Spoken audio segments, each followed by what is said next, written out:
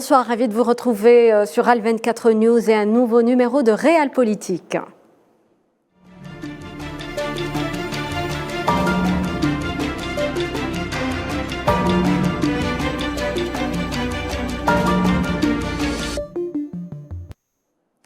Et c'est toujours un plaisir de retrouver professeur Mohamed Berkour. Bonsoir. Bonsoir madame. Ce soir, eh bien, nous avons choisi d'évoquer un sujet important, un thème important, qu'est la sécurité en Méditerranée, un espace d'appartenance hautement stratégique. Professeur, où réside l'importance de cette région d'un point de vue sécuritaire? Déjà, il faut dire que cet espace méditerranéen est une mer intérieure qui est essentiellement un espace où toutes les civilisations principales de ce monde se sont développées. Donc on parle de la civilisation grecque, la civilisation romaine, byzantine, phénicienne et autres, mais aussi c'est l'espace où les religions monothéiques aussi ont vu leur naissance et leur développement. Judaïsme, christianisme et islam. Aujourd'hui, ce n'est pas seulement une mer où on voit beaucoup de conflictualité ou de coopération, mais aussi beaucoup d'intérêts qui résident en la protection de routes, de l'énergie et du commerce, mais aussi une volonté de certaines puissances de se projeter militairement par des présences pérennes ou par des bases militaires. Donc l'importance est à la fois stratégique, il est sécuritaire, mais il est aussi économique, voire même vital pour un certain nombre de pays. Alors, quels sont les principaux défis sécuritaires, professeur? Quels sont les principaux dangers aussi qui guettent encore cette région méditerranéenne? Déjà, quand on parle de projection de puissance, on parle essentiellement d'une volonté de créer les conditions d'une prise sur des atouts, notamment militaires ou stratégiques. C'est-à-dire que cette projection américaine a commencé au début du 19e siècle. Donc, à rappeler nos téléspectateurs que le premier combat militaire entre l'Algérie et les États-Unis était en 1815. On a vu le navire de Res Hamidou attaqué par des navires américains. Il faut dire aussi que la 6e flotte américaine est en Méditerranée depuis 1950. Il faut dire aussi que dans la pensée stratégique russe du 19e siècle, il y a cette volonté d'être présent en Méditerranée. Aujourd'hui, on voit la Russie avec deux bases militaires déjà établies, à Tartous pour la base navale et à Hamimim pour la base aérienne en Syrie. On voit aussi sa volonté d'être présente aussi par des relais, on la voit présente en Libye. On voit par rapport à la Chine aussi cette volonté d'être présente par cette Belt and Road Initiative, c'est une initiative ceinture et route. Comment expliquer justement cet intérêt accordé à cette région, professeur? Parce que c'est une mer de liaison entre l'Atlantique et l'océan Indien, voire le Pacifique. Donc aujourd'hui, c'est une mer de liaison, notamment après la création ou la construction du canal de Suez fin du 19e siècle. Donc il y a cette volonté. Mais il faut dire aussi que l'énergie pour l'Europe passe essentiellement par cette zone. Le commerce pour l'Europe passe essentiellement par cette zone, mais aussi on va dans cette mer aujourd'hui des éléments à la fois énergétiques mais aussi sécuritaires qui commencent à émerger. On voit ces conflits en Méditerranée orientale entre un triangle Chypre, Grèce et la Turquie d'un autre côté, mais on avait aussi vu un autre triangle, Turquie-Libye, par le mémorandum d'entente de novembre 2019 par rapport à la délimitation des zones économiques exclusives, et l'Égypte d'un autre côté. On a vu aussi une conflictualité entre l'antisécessionniste et le Liban par rapport à un bloc gazier. Donc il y a déjà ces problèmes. On commence aussi à avoir des débuts de friction par rapport à un certain nombre de vecteurs d'approvisionnement pour l'Europe en gaz par la Turquie. C'est essentiellement un conflit qui est latent, mais un conflit qui risque aussi de voir le jour par rapport à cette volonté d'endiguer toute émergence de la Russie, encore une fois, comme puissance énergétique. Aujourd'hui, par rapport à notre région, il y a aussi des éléments de conflit. On voit la création d'une entité sur le flanc sud-est de la Méditerranée, l'antisionisme sur décision du Conseil de sécurité en 1947, une décision qui n'a pas lieu d'être sur le plan historico-juridique, oui. Mais c'est un fait accompli qui a pratiquement gangréné toute une région. Toute la région est aujourd'hui en situation de conflit, mais aussi d'incertitude. On a la crise en Libye, qui est une crise créée aussi par le Conseil de sécurité le 17 du mois de mars 2011, résolution 1973. Aujourd'hui, la Libye n'est plus la Libye d'avant cette date. C'est une Libye qui est fragmentée sur le plan des loyautés, des allégeances, aussi fragmentée sur le plan des visions d'une Libye à construire dans cette sous-région aussi. Il faut dire, Madame Rim, il y a aussi les conflits existants avec des dimensions historiques dans les Balkans. Il y a ces problèmes qui ne cessent de s'aggraver par rapport au flux migratoire, qu'aujourd'hui c'est encore une fois un défi sécuritaire, non pas seulement pour la rive sud, la rive nord de la Méditerranée qui s'est fortifiée par une approche sécuritaire contre la migration clandestine, mais aussi par rapport aux pays de la rive sud de la Méditerranée. On voit la Libye, on voit aussi de nos jours une crise sans égale en Tunisie, donc il y a des enjeux. Les autres enjeux sont liés justement aux perceptions stratégiques des acteurs essentiels de ce monde par rapport justement à cette Méditerranée. Vous parlez de crise voulue, professeur. Cela voudrait-il dire qu'il y a des intérêts stratégiques pour certaines puissances derrière donc la création, si vous voulez, de ces crises et de ces conflits? Il ne faut pas dire que la crise libyenne a été une crise fatale, ou créée par fatalité plutôt. Elle est fatale, mais elle n'est pas créée par fatalité. C'est une crise qui a été, qui a été traitée selon une logique d'ingérence. À l'île de 1973 et puis son exécution, on est en face de deux schémas. Le schéma de la 1973, c'était protection des civils, responsabilité de protéger, mais l'exécution, c'était une déconstruction d'un système politique et une destruction d'un État. Donc c'est déconstruire un régime change, et puis une destruction de l'État. On est en phase pratiquement d'une décomposition avancée de l'État libyen. Donc c'est pas une décision, c'est plutôt un stratagème de déconstruction de l'État. Quand on parle de la création de l'antitétion, c'était aussi par rapport à ça. C'est pour ça que un certain nombre de chercheurs sur la question palestinienne parlent d'un concert greffé dans ce corps collectif arabe. Il faut dire que l'antisionisme a été créé non pas seulement pour résoudre un problème européen, mais plutôt pour ne pas permettre à cet ensemble d'émerger en tant que puissance dans un monde qui était en mutation. Aujourd'hui, ce qu'on voit, c'est l'axe peut-être 2 ou 3 de ce même schéma, c'est une déconstruction d'un certain nombre d'États. Oui. Avoir la Syrie et les attaques sionistes presque au quotidien, oui. Un pays qui est sous contrôle militaire d'un certain nombre d'acteurs étrangers, américains, russes et turcs, mais aussi avoir l'Irak qui est, en schématisant les divisions en 3, donc c'est un corps composé. Avoir le Yémen, c'est la même chose. Avoir la Libye, c'est la même chose. Avoir le Soudan qui est déjà divisé, c'est des schémas de déconstruction et de destruction. Il faut dire aussi que, Madame Rim, que le terrorisme, en ce qui nous concerne, c'était une stratégie de déstabilisation par le terrorisme. J'ai beaucoup travaillé par rapport au terrorisme. Oui. La doctrine est exogène. Le modus operandi est exogène et les stratégies étaient oxygènes. On peut dire que le terrorisme est la conséquence de toute la création de ces crises, professeur, quelque part. Mais des fois, c'est un instrument de création. Aussi. Parce que Madame Rim, des fois, on crée des foyers de tension en injectant des éléments destructeurs.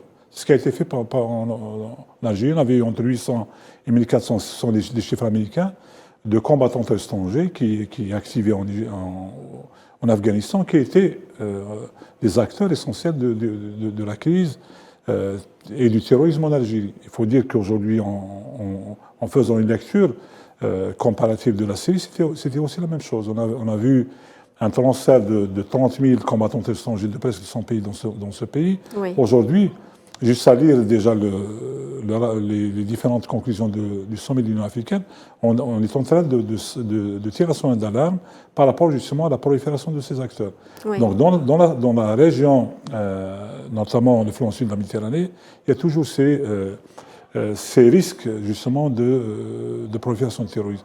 Il faut dire aussi que l'Europe, qui est aujourd'hui pratiquement une citadelle sur le plan sécuritaire par rapport aux flux migratoires, a aussi vu un certain nombre des milliers de leurs citoyens qui ont participé dans des situations de terrorisme. Je parle de l'Irak et de la Syrie notamment. Cette citadelle se fortifie davantage par des systèmes de contrôle très durs, oui. Mais aussi par des mesures, disons, préemptives. Le flux migratoire aujourd'hui constitue un des enjeux, justement, de la stabilité de la région, mais aussi un des défis sécuritaires pour tous les pays. Alors, face à toutes ces menaces qui pèsent sur la région méditerranéenne et qui peuvent même se propager au-delà, on l'a compris, professeur, quel modèle pour la sécuritaire en Méditerranée Madame, même au-delà des discours, parce qu'il y a beaucoup de discours, disons, qui prennent l'espoir, qui prennent disons, ces normes humanitaires. Ce qu'on voit, c'est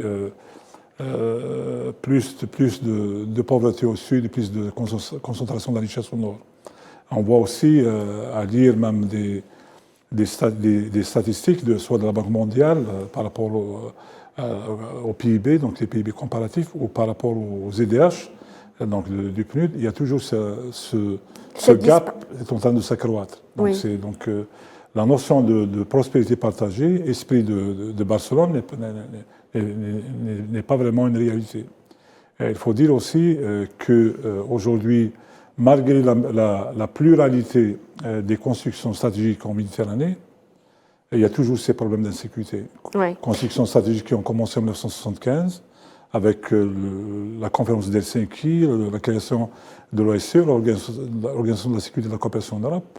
L'Algérie fait partie de cet ensemble en tant qu'observateur depuis 1975. La création d'un certain nombre d'autres vecteurs, dont je parlerai peut-être du dialogue militaire de l'OTAN qui a été lancé en 1994, oui. L'Algérie est devenue membre en 2000, ou les 5+5 des différents domaines, soit défense ou...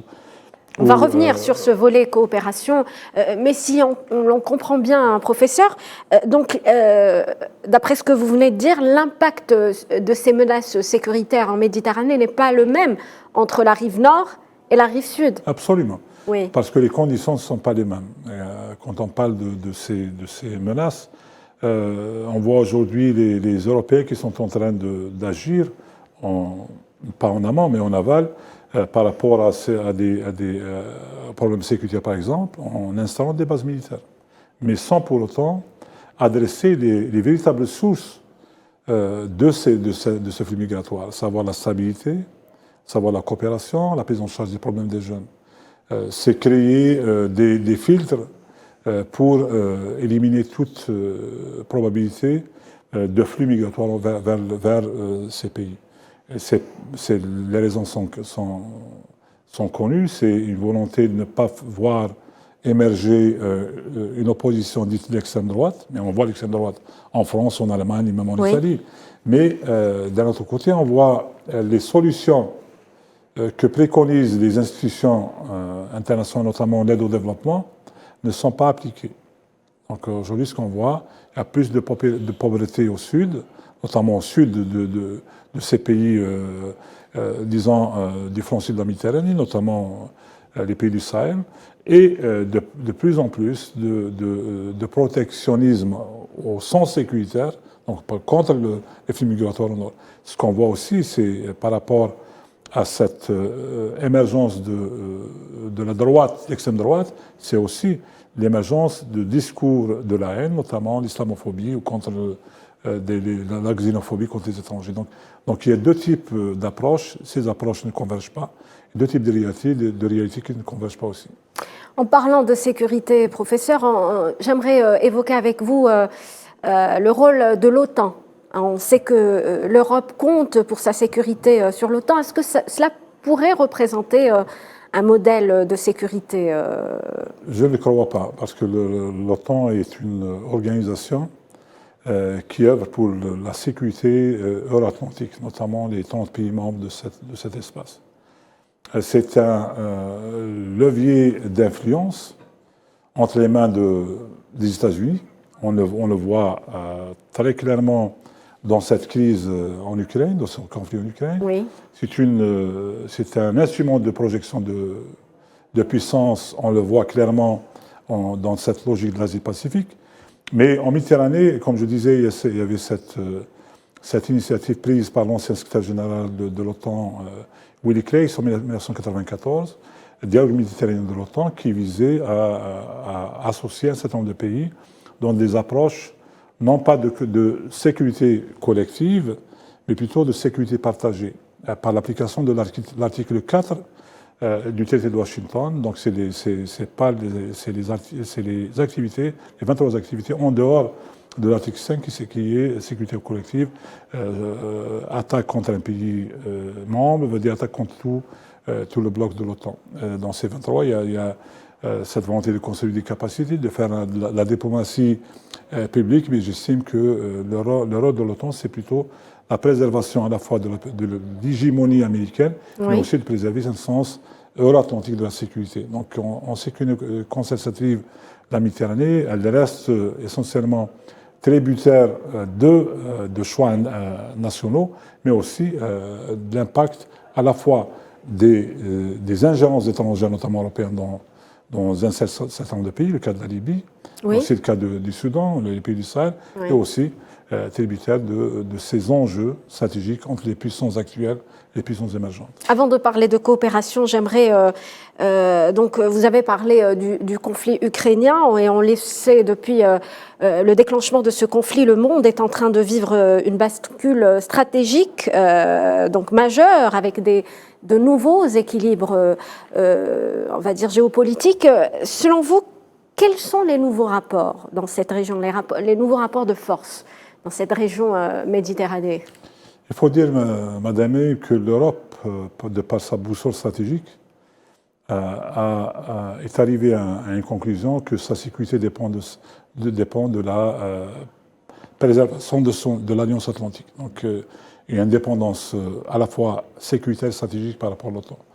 Deuxièmement, c'est que dans ces rapports de force, il y a aussi une certaine prise de conscience par rapport à la fragilité des approches européennes, donc notamment la politique européenne de sécurité et de défense de 2016, et aussi par rapport à cette volonté de créer des passerelles, voire des rapports sécuritaires avec la Russie.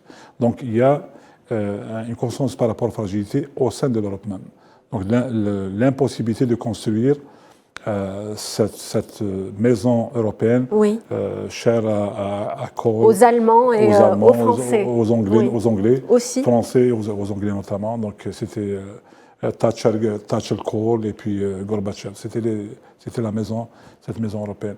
Mais la Méditerranée constitue pour l'Europe une extension par excellence, à la fois de cette volonté de créer un marché. Donc c'est l'essence des accords d'association, mais aussi de créer ou de préserver une zone d'influence.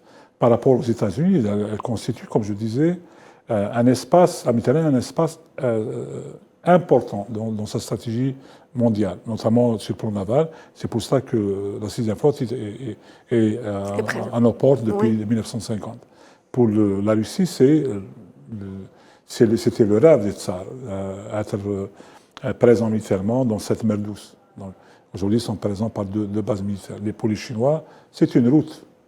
On n'a pas évoqué les Chinois. C'est une route commerciale, oui, par l'infrastructure, c'est les intérêts économiques qui priment. Et pour les États-Unis, ça reste toujours, c'est déjà écrit depuis très longtemps, comme un couloir qui va relier à la fois les Amériques, mais aussi l'Asie par cette route navale, mais aussi ces extensions géopolitiques multiples. Alors, pour garantir la sécurité de cette zone, cet espace d'appartenance méditerranéen, Quels sont les modèles de coopération, professeur Mohamed Barkouk? Il faut dire que le premier palier, le palier le plus important dans tout schéma sécuritaire, c'est les approches nationales souveraines. Donc chaque État doit construire son... Il y a la souveraineté maritime, qui est ce problème qui se pose. Une notion de défense et de capacité nationale. Oui. Deuxièmement, c'est arriver aussi à créer les conditions de dialogue. C'est le cas des 5+5 dans toutes ces approches. Mais aussi, comme je disais, il y a cette volonté de créer un espace de sécurité par rapport à l'Europe. Donc c'est le Conseil de l'Europe qu'il a fait en 1975, il existe toujours, l'OSCE, oui. l'Organisation de sécurité et de coopération de l'Europe, par le biais des dialogues, mais aussi par le biais d'un certain nombre d'institutions, notamment politiques. On a vu par rapport au dialogue militaire de l'OTAN, donc avec les 7 pays membres, qu'il y a des échanges, mais aussi construction de capacités, mais ça reste quand même tributaire des politiques de l'OTAN. On voit les différentes approches européennes, notamment l'Union pour la Méditerranée, qui n'a pas avancé depuis sa création. Pas du tout. Il y a de ça 15 ans plus. On voit aussi par rapport à un certain nombre de volontés de développer des schémas de coopération type économie bleue, etc. Mais, comme je disais, l'essence même de toute stratégie, c'est de se développer et de se prémunir contre ces menaces. Aujourd'hui, notre pays est un pays central dans la sécurité de la région, oui. Notamment Europe occidentale et Maghreb, donc c'est la zone Méditerranée occidentale. On est la deuxième puissance sous-marine en Méditerranée, donc après la France. Donc oui. Il y a lieu d'être fier de ce statut. Oui. On est aussi un pays qui a beaucoup aidé dans la préservation de la stabilité. Notre expertise en matière de terrorisme a beaucoup aidé dans la prévention de ce phénomène. On a beaucoup œuvré pour la stabilité par la résolution du conflit. On l'a vu au sud de nos frontières, mais on le fait toujours en Libye. Mais il faut dire, Madame Rim, que sans la résolution des conflits en complexification dans la Méditerranée, les risques d'insécurité sont de plus en plus graves et grandissants. Donc la question palestinienne est une question centrale qui doit être traitée en prenant en charge les droits du peuple palestinien à son indépendance, à construire un État viable, mais aussi arriver à faire sortir les Libyens de leur crise actuelle. C'est une crise multidimensionnelle, avec beaucoup d'ingérence et avec beaucoup d'acteurs d'insécurité. Alors, avec sa profondeur africaine, l'Algérie assume aussi son identité méditerranéenne. Professeur, cela représente un avantage, vous l'avez dit. Quelles sont les principales propositions faites pour l'Algérie pour assurer et garantir la sécurité dans cette région? Déjà, ça s'est de sa propre sécurité. C'est la chose la plus importante. Il faut dire on revient au principe de la souveraineté. C'est le principe de base. C'est arriver à consolider à la fois notre sécurité, mais aussi les éléments essentiels de notre défense. Toujours construire une armée capable non pas seulement de faire de la prévention, mais plutôt de faire de la préemption. Il faut construire davantage des éléments de notre puissance nationale, à la fois militaire, mais aussi sécuritaire, économique et autres. Deuxièmement, c'est arriver dans des cadres multilatéraux où nous sommes membres, notamment la Ligue arabe ou l'Union africaine, à proposer des solutions aux problèmes actuels. Donc, c'est des choses que notre pays fait avec beaucoup de brio en ce qui concerne les conflits actuels. J'estime que l'Algérie pourrait développer de nouvelles propositions par rapport à la crise libyenne. Et j'estime que c'est le seul pays qui n'a pas d'intérêt engagé dans ce pays, contrairement à d'autres acteurs à la fois de la région et d'ailleurs. Et troisièmement, il faut dire que les propositions algériennes par rapport au problème de migration ont été toujours les mêmes. C'est une stabilisation, un développement durable et une prise en charge des problèmes des jeunes. Donc c'est pour ça qu'il faut développer ces axes en amont, en associant à la fois l'Union africaine et en associant les pays de destination à la fois l'Union européenne. Donc il faut qu'il y ait une véritable approche de solidarité qui doit être proactive et qui doit aussi prendre en charge non pas seulement les soucis de sécurité sociétale de ces pays, mais plutôt une stabilité par le développement au sein des pays africains. Aujourd'hui, il faut donner un chiffre qui peut être un peu méconnu, c'est que moins de 20% de nos frères et sœurs africains font leur voyage migratoire vers l'Europe, et le reste, pratiquement 80%, c'est au sein de cet espace africain. Donc il y a plus de charges par rapport aux pays africains qui sont généralement moins nantis que les pays européens. Et l'Algérie se doit de protéger tous ces pays. Merci. Merci, madame. Professeur Mohamed Barkouk pour cette analyse. Chers téléspectateurs, merci à vous de nous avoir suivis. Passez une très bonne soirée sur Al 24 News.